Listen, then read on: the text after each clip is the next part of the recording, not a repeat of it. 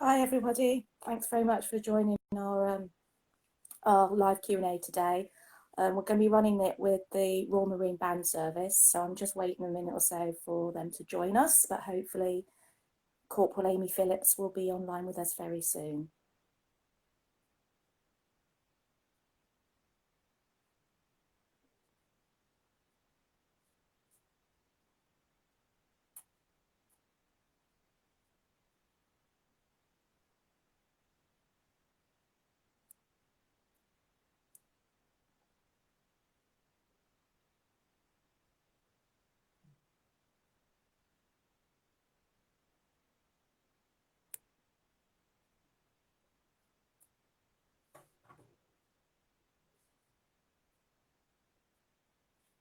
We're just making sure we can log on.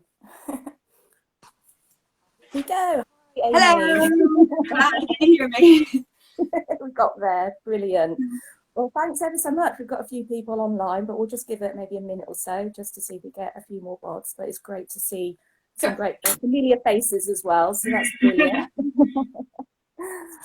And then, so yeah, actually, yeah, I'll tell you what, let's kick off because we seem to be getting good crowds. So thank you ever so much again, people, for joining us.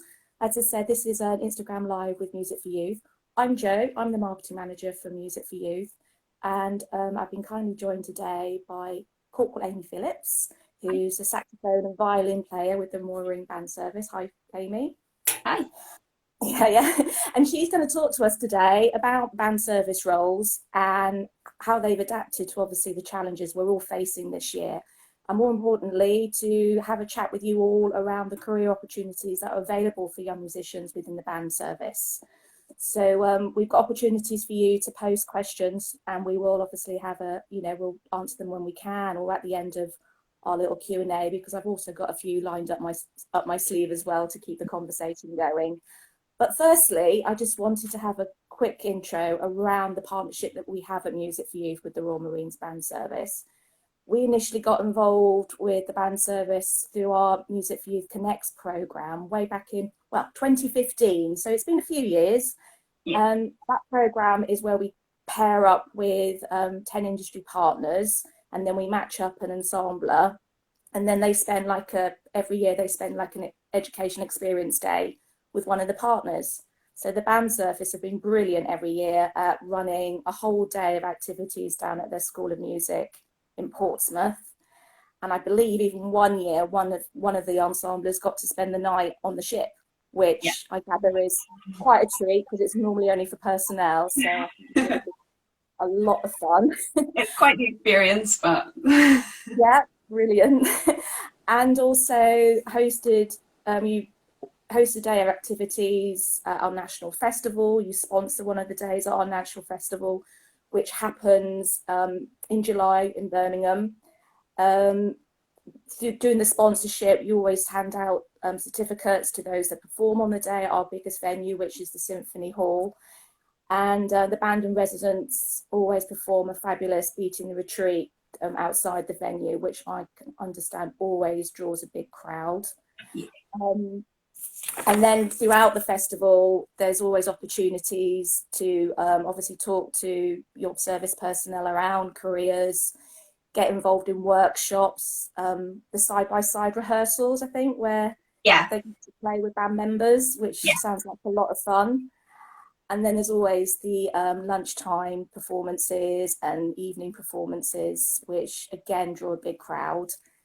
And I understand at the 2019 festival, so that would have been the last one we did because obviously not being able to do anything this year, Birmingham City Council opened their new Centenary Square, and it was on our first day of the festival, so it was a great opportunity for the drummers to get out, march and play in the new fountains.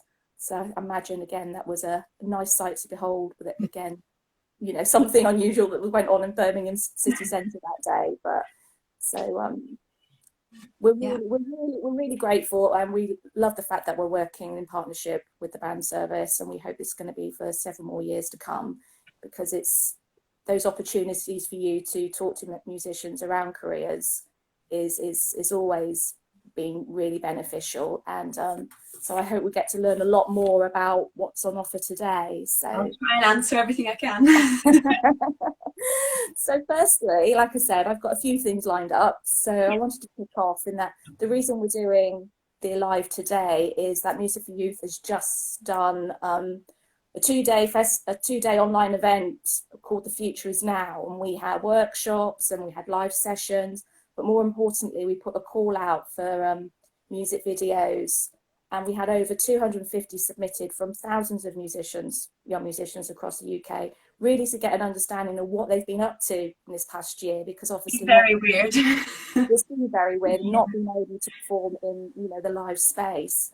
But it was fantastic what came through, and it was very much around how they're feeling, what's important to them. So whether it was around, again, dealing with the coronavirus or Black Lives Matter, mental health, the themes were fantastic, and you know, really quite thought-provoking when you watch the content, which is still up on our website at the moment. So my first question is, what does The Future Is Now mean to you, and also to the band service? Well, the band service, I guess, has had the same challenges as other musicians, in that we've had to rush to embrace using technology to get together, to rehearse, to put performances together, and to reach out. So for me, working in the recruitment part of the band service, that's been really interesting. So normally we would be at events like Music for Youth, we'd be at a music and drama expo, we'd visit brass band competitions, we'd go to cadet camps, we'd go into schools with a band and do workshops in the school, and we can't do any of that. So that's been interesting for me. So some of the auditions have been held online for the last intake this year, which was interesting, but seemed to work. It took a while for us to get our heads around. And then we've also been still doing outreach with schools, but doing that virtually. We did a whole load of masterclasses over the first lockdown, which I don't know if people will have seen. Those are still on our YouTube channel if people want to find them. So we had sort of 2 a week, focusing on some kind of like saxophone technique or clarinet vibrato or whatever. And then we've been doing this virtual work experience as well. So people can spend 2 days and really get their heads around what it is that we do, because it's a bit of a weird concept that it's a full-time salaried job in the music industry, but in the military, like, it's a bit of a weird juxtaposition of things.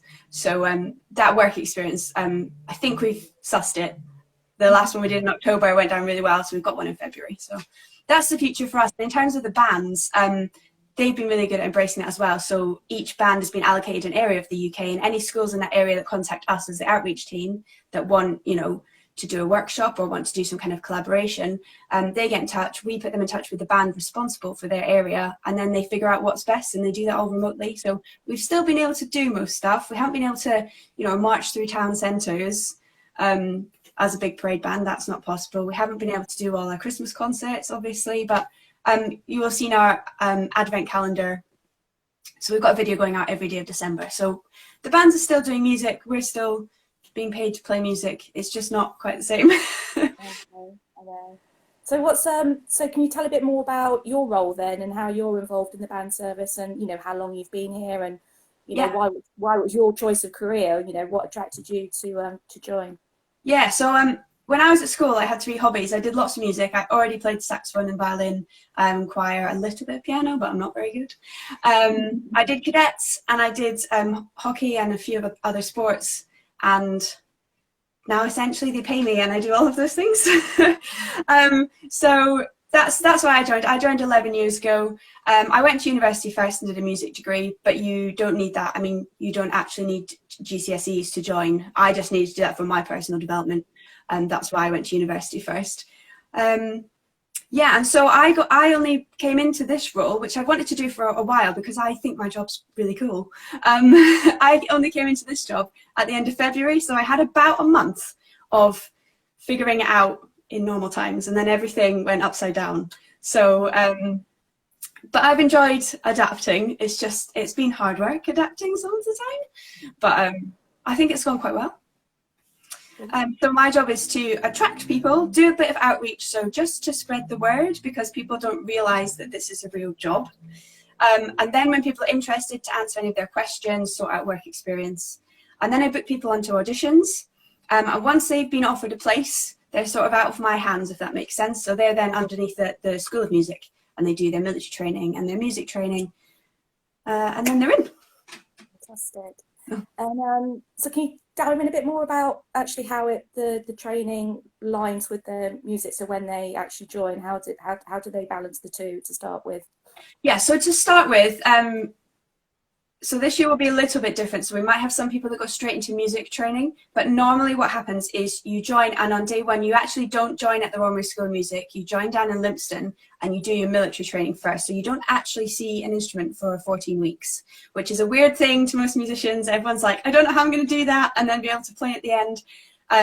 You manage. We've all managed, the ones of us that have already gone through it, so you'll be fine. But you do 14 weeks of military training, and that's so we can fulfill our military role as well. So we'll maybe come on to that in a bit, like what. So we're obviously part of the military. We do have a military role. We don't spend a lot of time doing it once we've done our military training, but we have to be trained to a certain standard, so we can be used if we needed to in our military role. So you do a lot of fitness stuff. You go sort of in the field. You learn how to use a rifle, all things like that, and then you revisit that maybe a week a year normally. Once you're doing music, once you do that, once you finish your 14 weeks, you go to the Royal Marine School of Music, and that's when things get pretty good. So so I always compare it to my own experience at university, because that's sort of the option I think most people look at. Should I go to university and study music? Should I not? So fees at university are 9 and a bit grand. Then you pay for your accommodation, which will be, I mean, for me, 10 years ago, it was £600 a month. It's really expensive. And then I had to buy my own violin. I had to buy my own strings. I had to buy reeds for my saxophone. I had to buy a new saxophone case when it broke. It's a very expensive thing to do, to study music at university. But if I had joined, I'd be getting paid. Once you get to music training, the pay is above £20,000. Wow. The accommodation is less than £70 a month. You're provided with all your instruments, all your strings, all your reeds, all your cases, all your uniform, and all your lessons are free as well. Plus you can do a degree, and that's free as well. Like, it seems like a bit of a no-brainer looking back on it. Like, I'm not sure why I did it that way around. So that's the way the music training works. Basically, you turn up and you're given instruments. They're pretty high-level instruments, and if you need something better, it'll be bought for you. So I turned up and I was given an alto sax, a tenor sax, and a pretty decent violin, because I already played the violin. So I got like a half decent one to start with. Yeah, and then you basically work Monday to Friday, 9 till 5, Wednesday afternoons off, early finish on Friday, and that is just practicing and rehearsing every day. You get your own practice room as well. So as well as having your accommodation, you've got your own practice room. It is an old prison block, so it looks bleak when you see it. It looks really depressing, but it's actually ideal. So at uni, if I wanted to practice in a practice room, I had to book it 2 weeks in advance. And then by the time, I would have forgotten I'd booked it 2 weeks in advance. You'd only get a half-hour slot. It was a bit rubbish, really. But you've got your own practice room. You can use it whenever you want. Yeah, it's pretty good. So you do rehearsals. So you might have like concert band twice a week, orchestra once a week, a string quartet rehearsal, an oral class, a music history class, maybe like a circuit or a run, and a bit of parade band. It's hard work, music training. Oh, yeah. Definitely sounds hard work, but a lot, very rewarding at the same time, I think. Yeah, definitely. Yeah. And pre-COVID, you're performing even while you're in training. So you'll do a couple of concerts a term, and do some parade band gigs, while you're still in training. So you're not completely cut off from performing. But that, you say, was pre-COVID. So obviously, 2020 has been this disruptive year for everybody. So can you tell us again just a little bit more about the impact it has had on the band service and how you've adapted? So I know you did mention around doing stuff virtually, but you've got, obviously, I think when we talked previously, you mentioned around 1,500 gigs a year to zero. So how is that all working out? Yeah, so each band can do up to 1,500 gigs a year, which seems like a lot, but some of those gigs might be 5 people in the corps drums go off on a day, and a string quartet goes somewhere else. So we might have 4 gigs a day, but you're not doing 4 gigs a day each. So we've gone from that to not very much in terms of performance. So they've been doing a lot of recording of stuff. Quite a lot of bands have put together pieces that they can do in collaboration with schools, which is really good. So one of our directors of music has written a percussion piece, and they've recorded all the parts in their band, and then they send it out to schools and then put video together. So we found other ways to perform. We've also, so some people are being used sort of as COVID response, but just to help with like some of the management of, so if people are going away on ships at the moment, they have to be quarantined before they go away on a ship. They can't just come from their community and then go away on a ship in the Royal Navy, just in case they've got anything that they would take on with them. So some people have been used to help manage that. So musicians tend to be really adaptable, flexible, pretty switched on people. And so there's a little bit of that going on. Some of the females in one of the bands were helping with testing at a test centre. So the unit that was running that test centre down in the West Country was an all-male Royal Marines Commando unit, and obviously so they needed females to test other females. So we've been getting involved in a little bit of the response as well as doing the music, and you know, if we're needed for a sort of vaccine rollout or anything like that. We're sort of, most of our military role is to do with helping medical services, so we're not qualified nurses or doctors or anything like that. But we're normally linked to the medical services in some way if we're being deployed in a non-music role. So sort of if we're needed with that within the UK, that's the kind of thing we'd be doing. Fantastic. And how have you, again, you've said I mean, the work that you've been doing with schools, how do schools get involved with you then if they wanted to, like you said, you've been doing this? So they can just email us, and we've got some stuff that's really easy to roll out. So we've got some videos that are sort of introduction to instruments. So if it's a primary school and they want kids to know what they could start learning, we've got loads of videos that will explain those to people. We've obviously got this percussion one that one of our directors of music have done. So that's really interesting. That's quite easy to roll out as well. So we send them some of the audio files and some of the sheet music, and they record themselves and then send it back to us. Equally, if schools want something bespoke, so for example, they've got loads of keyboard players and they want, you know, one of our pianists to do a masterclass, they just get in touch with us. So if they email me on careers@royalmarinesbands.co.uk for any of these things, then we just put them in touch with the right people within the band service. And you can kind of ask for whatever you need. So we can do stuff. There's stuff that's really simple to roll out. That's a couple of emails. And then there's stuff that's like a little bit more complicated, needs a little bit more planning, but that we've got the time and capability to do that at the moment. So brilliant. Yeah, schools wouldn't really. What we'll do is, I mean, okay, we'll be doing some stuff after this and make sure that, you know, people can find out about these opportunities for you. So this is really interesting. And again, and how are you all supporting each other during this time around, you know, checking in, or what other things have you been getting up to? Because, you know, in between the downtime, you know, have you been using Zoom to its full advantage? Yeah, so I'm pretty sure most bands have had some kind of Zoom quiz at some point. We're all split down so within a band, as well as having sort of the saxophone section and the clarinet section, we're split. So it's like a sort of pyramid. So there's the boss, and then we've got senior NCOs and junior NCOs, and each junior is, you know, allocated 4 or 5 people, and everyone will just check in with their sort of allocated group as well as check in with their own sort of friends and stuff. So we've been pretty good with that. I mean, once we were sort of back at work, so some bands have had to have half the people in one day and half the people in another day, because if their band room's a little bit smaller, we can't have everyone in at once. So it's just been a bit of a balance of making sure everyone's seen everyone else a little bit, but in a very careful way. Yeah, and then a lot of people have been doing their own collaborations as well. So you can obviously see like our official collaborations, but you know, musicians are musicians, and they'll always make you know, a music video or a silly video or a collaboration something. So there's been a lot of that, as well as the official ones that have gone sort of onto the band service one. People have done all their own ones as well, which have been really fun. Brilliant. I think one area I was interested in learning a bit more about is, you know, the viability of the career. You know, obviously in the press at the moment over the last few years, there's obviously been a lot about whether you should, you know, look at the arts as a career path. And you talked again about you went down the university route.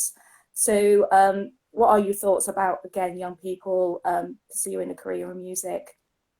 Yeah, I mean, it's very easy to look at it on the face of it and go, well, there's nothing going on for me music-wise.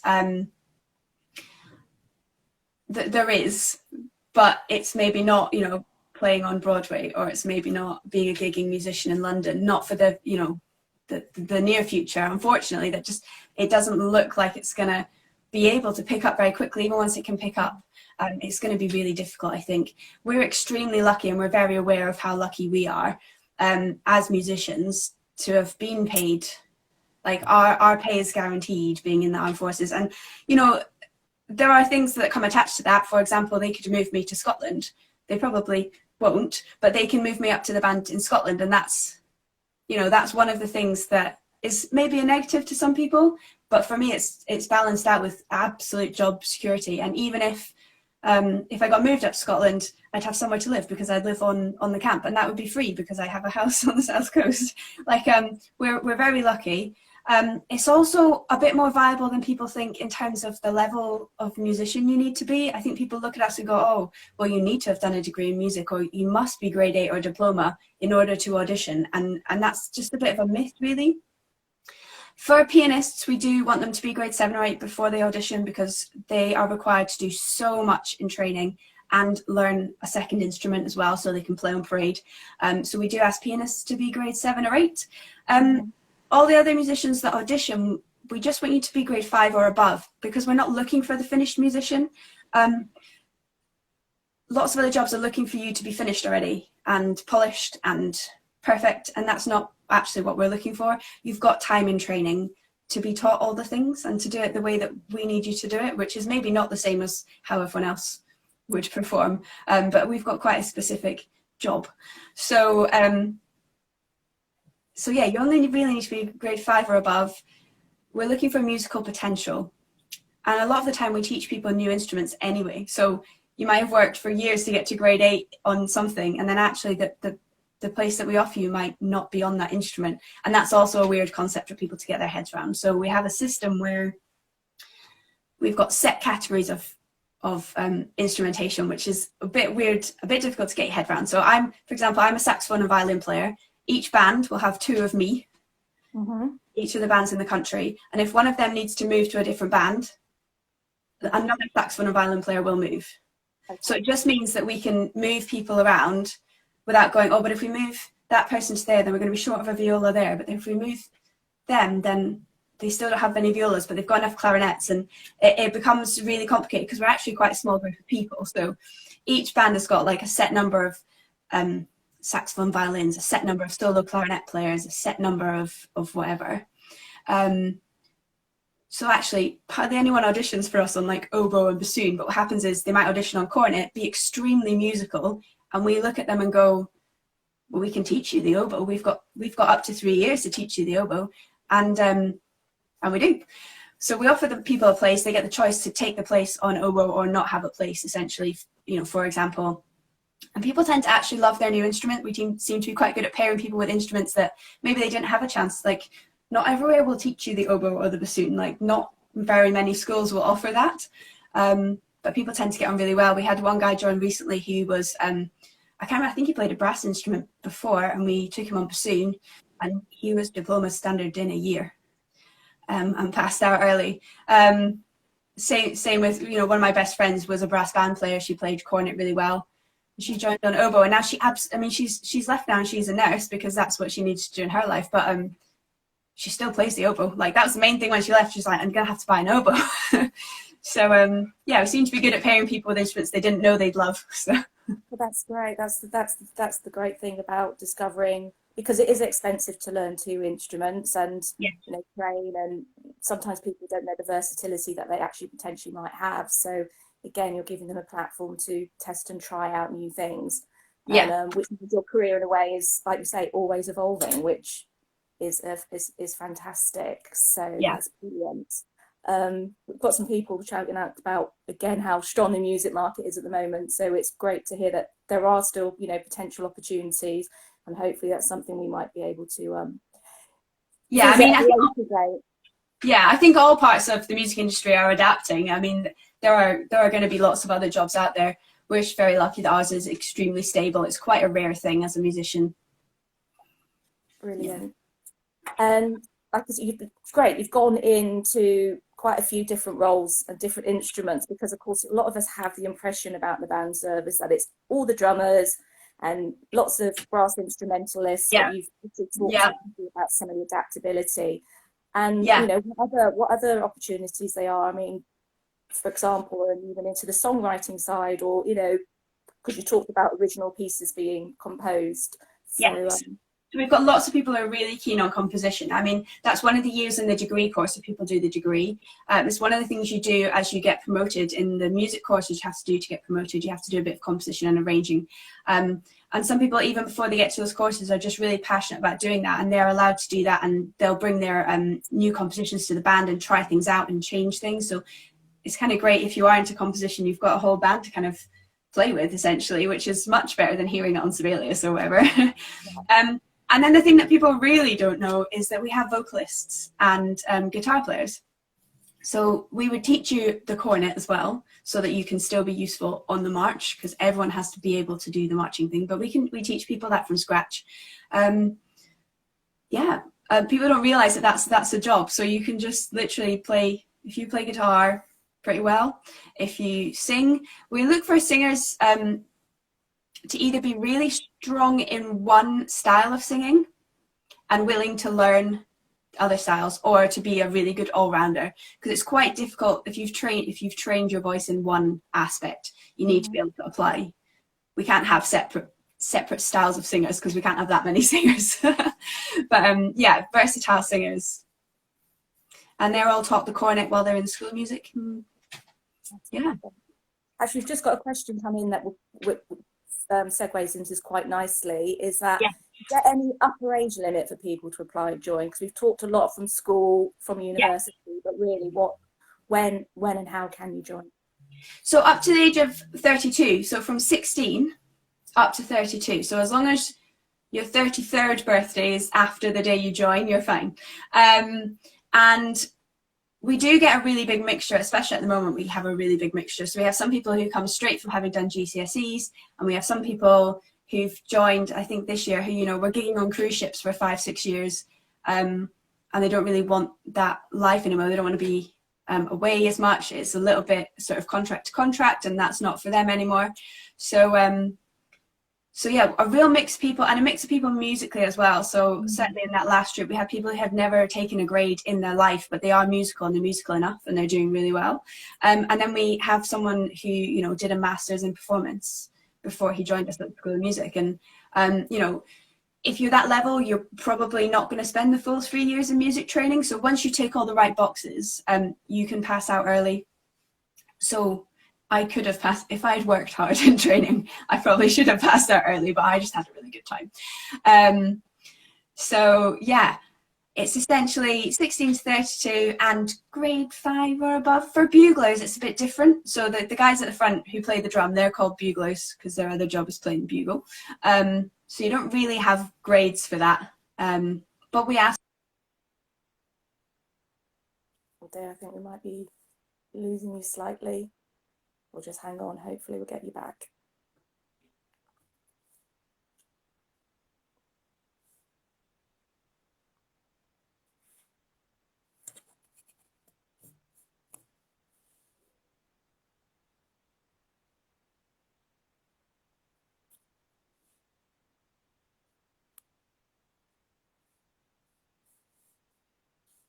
Oops. Sorry about that, folks. Just going to see if we can get Amy back.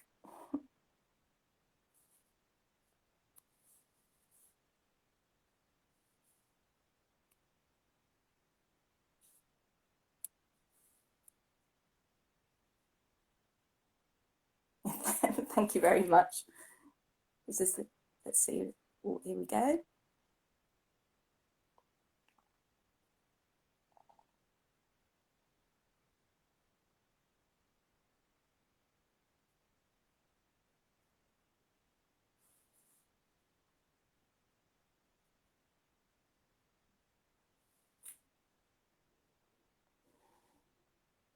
Thank you very much.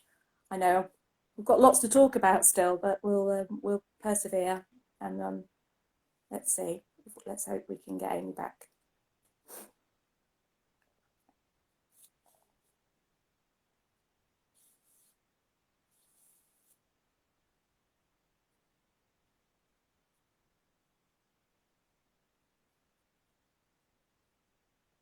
Thank you.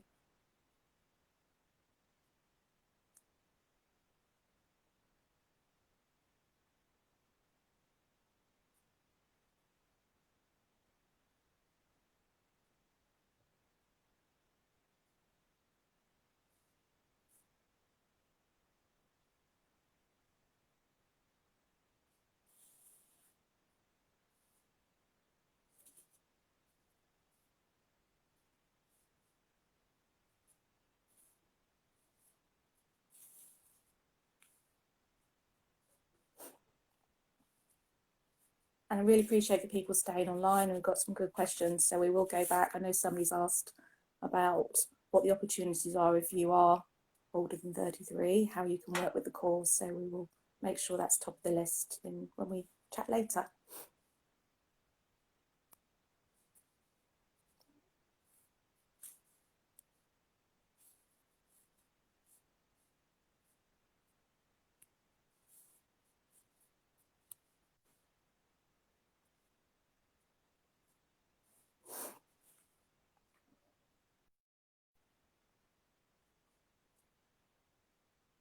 Hi. Right. Sorry we lost you there, but That's all right. obviously, oh gosh, where were we? What were we talking about? We were. I And know we can somebody put the asked upper again age about, limit. that's it, and then somebody's actually followed up asking about if they are too old, how else can they get involved? You know, what other opportunities there are if they're older than 33 to support the band service and the corps in general.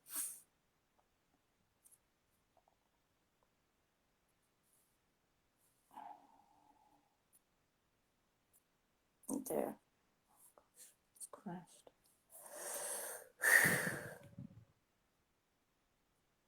Lost you there, Joe. Oh, sorry, I know, I've lost it on my end as well now. I've got the question. Essentially, there's no way to join over that age limit. That's not a possibility. That's set by sort of the MOD. In terms of getting involved, if you are, you know, interested in this style of music and the kind of things we do, there are Sea Cadet bands across the country. If you're a musical and you're really into this, that would love to have extra adult instructors. There are also what we call naval volunteer bands. So on some of the bigger naval bases, there's a band you can join that's like a sort of amateur version of us, if that makes sense. So they're either naval personnel or people who live nearby who are interested. So you don't have to be in the Navy. And you just do that, but you march around in uniform. So it's essentially the same kind of thing. That's probably the closest you'll get, I'm afraid. That upper age limit is pretty much set in stone. Okay. And I think one other question I had was around, can you describe the day in the life of a band service member? How typical it is? People always ask is this. Every day the same? It's so difficult to answer because no day is the same. Unless you're doing the Edinburgh Tattoo, and then every single day is the same. So like 1 week, like a normal day in the band room doing rehearsals, you'll get in for, if you're junior, you get in for 8:30, and if you've done the sort of the next set of exams, you get in for 9:30. You'll start rehearsing at 9:30. You'll have a break halfway through the morning. You'll have an hour at lunchtime. And then in the afternoon, so that's probably going to be a whole band, so either a concert band or a parade band, so everyone involved in the morning. And then in the afternoon, it tends to be maybe small ensembles get together, so string quartet in one part of the band room, choir drum somewhere else, and maybe a brass 10 will be rehearsing. And if you're not in those rehearsals, then your time is your own. So you go away and do any practice that you need to do. You go away and keep yourself fit, whatever you need to be doing. So we do get a fair bit of spare time, like around rehearsals, depending on what's on. Because then actually the string quartet might be out on a gig that evening. So you might then go home for your tea, come back, travel for an hour, go and do a gig. And then if you've done a gig that night, you're probably not going to be in the next morning, but then the rest of the band would be in the next morning. So it's a real mixture. A lot of the stuff we do is quite far away because we've got 4 bands along the south coast, and we've got 1 band up in Scotland above Edinburgh. And anything in between involves a lot of travel. So we do spend a lot of time on coaches. Sometimes you have to be in at sort of 4 o'clock in the morning. You'll put your instrument and your uniform on the coach, sit on the coach for 4 hours, get to somewhere, wait for an hour, put your rig on, and that gig might only be 15 minutes long. So you might be performing for 15 minutes and then you'll come back, and then the next day you might have, so some weeks we won't even be in rehearsing because we just to and from gigs all over the country in different places. Sometimes if we've got a few gigs nearby in one place, we'll stay up near it and then come back. And then you've got the foreign travel, so that then becomes even more complicated. So then we have to send our instruments ahead of us on freight. So we'll send our instruments, and then the week leading up to it, we can't really rehearse very much because we've not got any instruments. Travel, do the gigs. We tend to get some time to see the countries that we're traveling to, which is really good. And then come back. And then if you've been away, we'll have a few days off to make up for the time that we've been away. So it's a real balance, but there's no like real routine to it. Apart from Edinburgh Tattoo, where you go to work at 5 o'clock every afternoon and you're done by midnight every day for a month. But other than that. I mean, is there any one day for you that's been quite memorable that you suddenly go, wow, that was a day, and I'm so, that that really made a difference to you, and think, I'm so glad that I'm doing this role? Yeah, I've had maybe 3 sort of standout gigs that sort of tick that box. The first one was literally my very, very first gig out of training. I turned up to the band on a Monday. No one was in because they'd worked the Saturday before, so no one was there.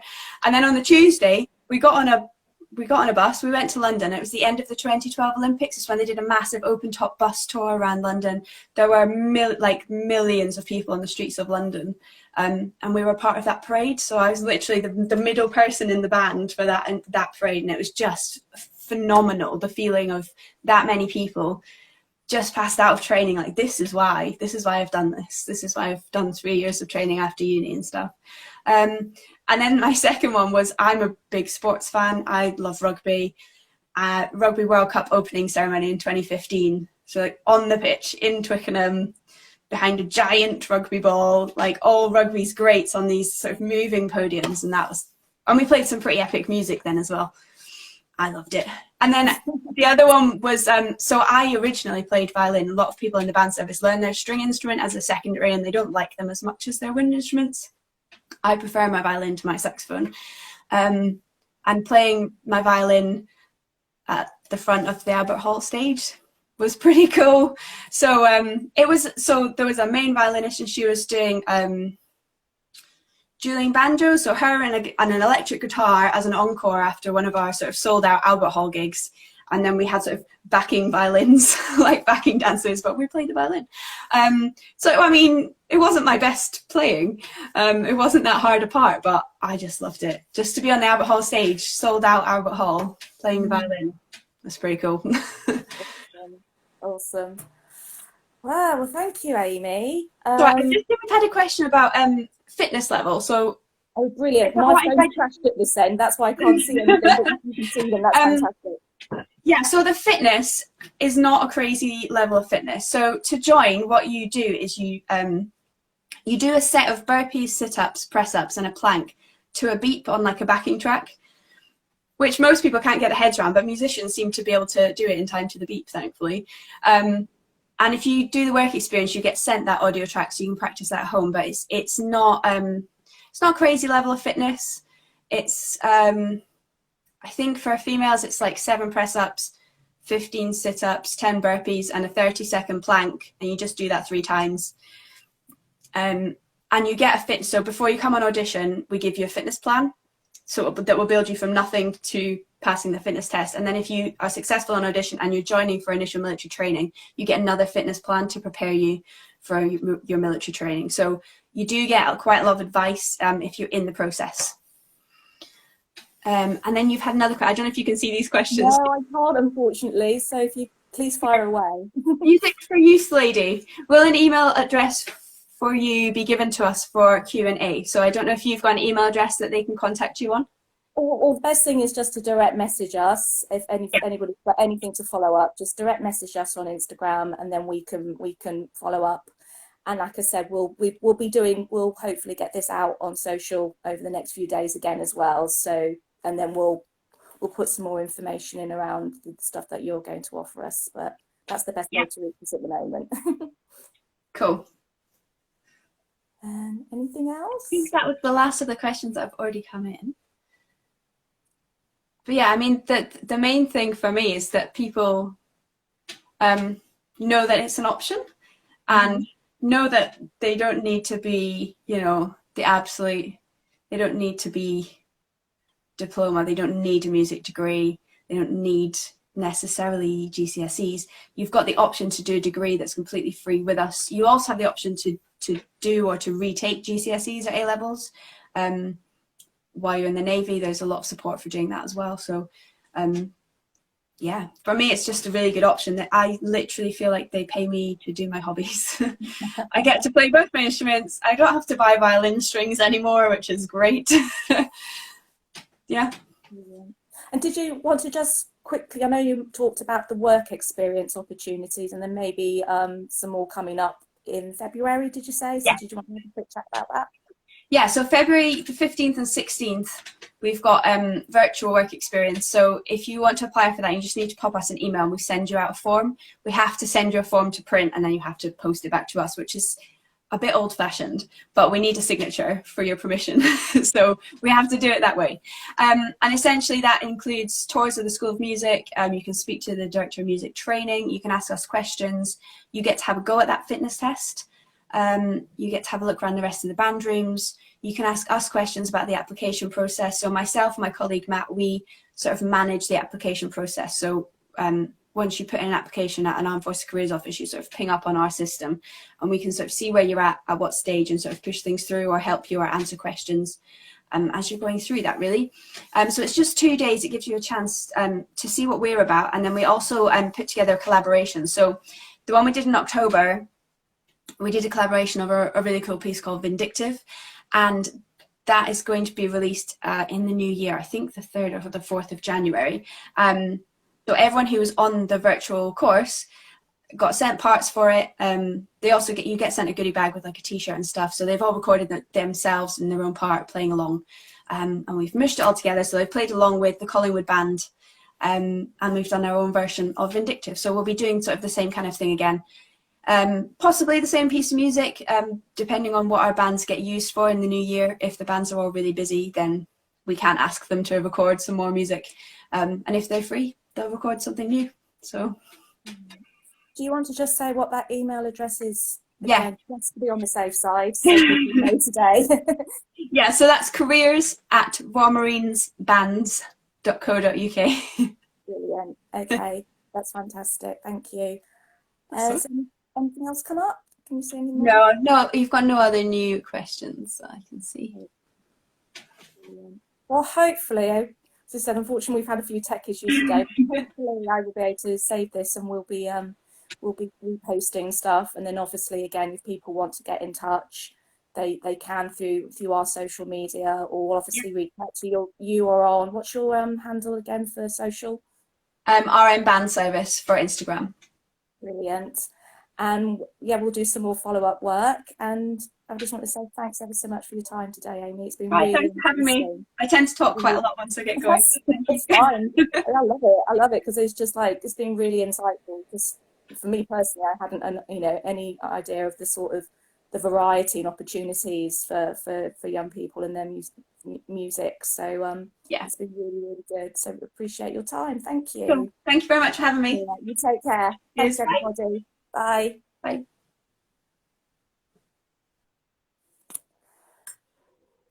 Save it. My whole phone's crashed.